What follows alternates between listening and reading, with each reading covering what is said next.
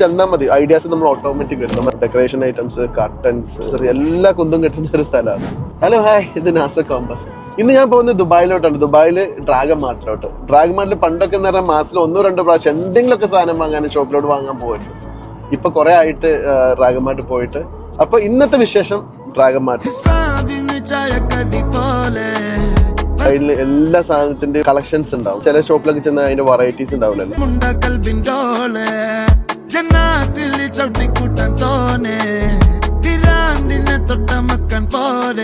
റെസ്റ്റോറൻറ്റിലൊക്കെ വെക്കാൻ പറ്റിയ സംഭവമാണ്. പള്ളിക്ക് അതുപോലത്തെ വീടിനൊക്കെ പറ്റിയ നല്ല ചാനൽ.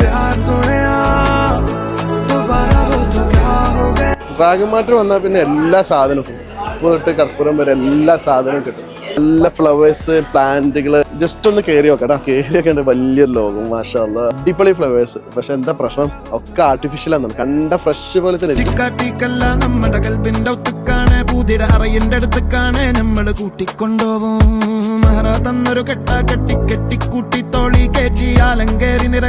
കുറേ നല്ല കളക്ഷൻ ഫ്രെയിംസ് ഉണ്ട്. പണ്ടൊക്കെ നമ്മള് വാൾപേപ്പർ ഒട്ടിക്കണം. നമ്മൾ കുറേ സാധനം എടുത്തു. ഇപ്പൊ 10-18 ഫ്രെയിം എടുത്തു നമ്മള് മൊത്തം. ഒരു റെസ്റ്റോറൻറ്റ്, അത് വേറെ റെസ്റ്റോറൻറ്റ്. ഷോപ്പിലോട്ട് മാത്രമല്ല, വീട്ടിലൊക്കെ വെക്കാൻ പറ്റിയ നല്ല ഫ്രെയിംസ് ഉണ്ട്.